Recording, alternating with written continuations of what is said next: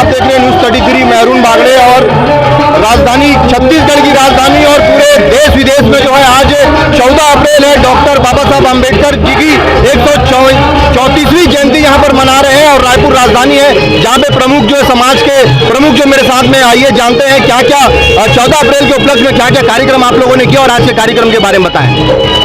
Doctor बाबा साहब अम्बेडकर की 134वीं जयंती के उपलक्ष्य पर हमने करीब 10 दिन का कार्यक्रम रखा था, जिसमें बच्चों के लिए भी कार्यक्रम था, युवाओं के लिए भी कार्यक्रम था और धम्म के लिए भी कार्यक्रम था और जो कर्मचारी है हमारे उनके लिए भी कार्यक्रम रखा था।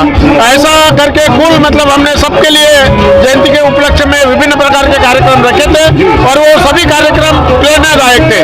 और बच्चों को जो हमने एक प्रोत्साहन मिलना चाहिए, बच्चों को जिनको मोटिवेशन होना चाहिए, उसके लिए विशेष युवा सम्मेलन हमने प्रतिभा सम्मान के रूप में उसको रखा था। ये सभी कार्यक्रम डॉक्टर बाबा साहब अम्बेडकर जयंती के उपलक्ष्य पर रखे थे हम लोगों ने।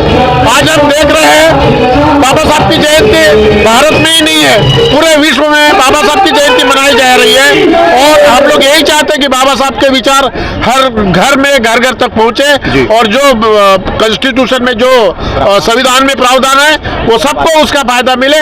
और जो हमारी सरकारें हैं वो प्रावधानों को लागू नहीं करती, लेकिन हम चाहते हैं कि वो प्रावधान लागू करें और लोगों को उसका लाभ पहुंचे।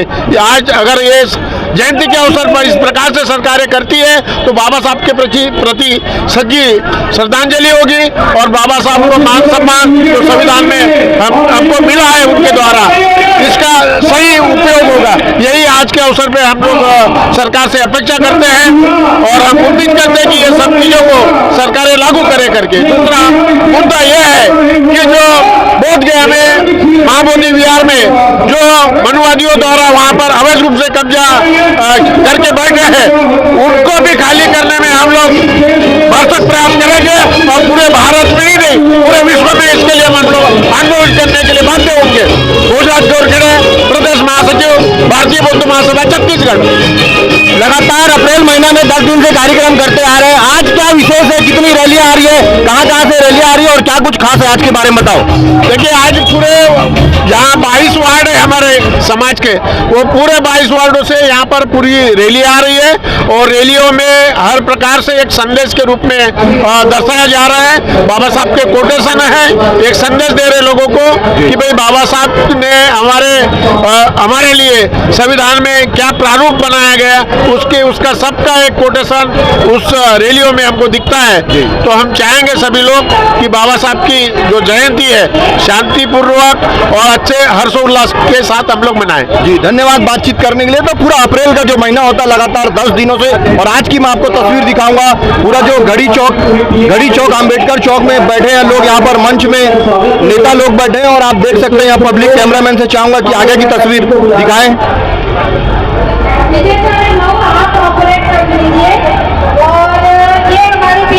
तो आप तस्वीर देखिए, सारे लोग बैठे हैं और यहाँ पर जो स्टेच्यू है, यहाँ पर नेता मंत्री जितने भी यहाँ के प्रमुख लोग हैं यहाँ पे आ रहे हैं और माल्यार्पण कर रहे हैं। और आप तस्वीर देखिए, लगातार जो है बच्चों के द्वारा प्रस्तुति दी जा रही है, मुख्यमंत्री भी शामिल होने वाले हैं हमारे बीच में। और आज जो लगातार 10 दिनों से कार्यक्रम चल रहा है और आज 14 अप्रैल है, आज आप देख सकते हैं आज कितनी खुशियों से भरे जो सारे लोग हैं रैली के रूप में पूरे 22 वार्ड के जो लोग यहाँ पर आए हुए हैं।